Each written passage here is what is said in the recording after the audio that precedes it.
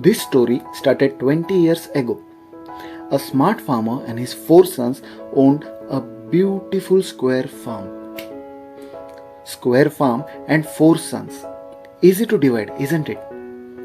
His sons used to work hard and the farmer used to enjoy managing sales and accounts until they incurred a huge loss. The loss was huge enough to take 1/4 of their farm away. Smart farmer now had to divide 3/4 of his farm in 4 parts for his 4 sons.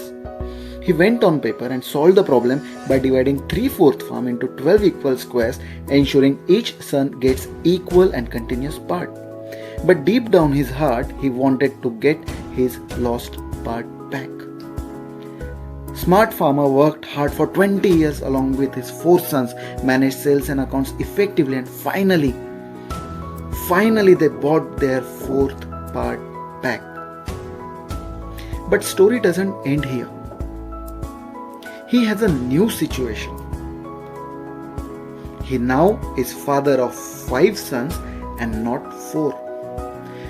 Oof. Back on paper to divide 4th part in 5 and ensure equal and continuous part for each son.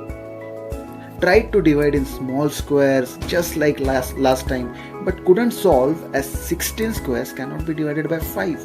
Tried tilt lines and see, tried curvilinear borders, tried more bizarre ways of dividing farm in 5, but couldn't do it. That was end of his patience and smartness, as he was highly frustrated.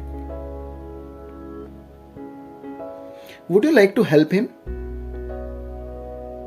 Well, here is the problem. You just have to get 5 equal and continuous parts for his 5 sons.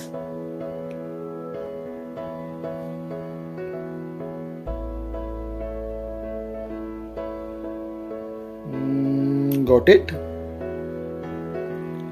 Okay, maybe you saw the problem this way instead of saying it in this way. Yes, the solution was very simple.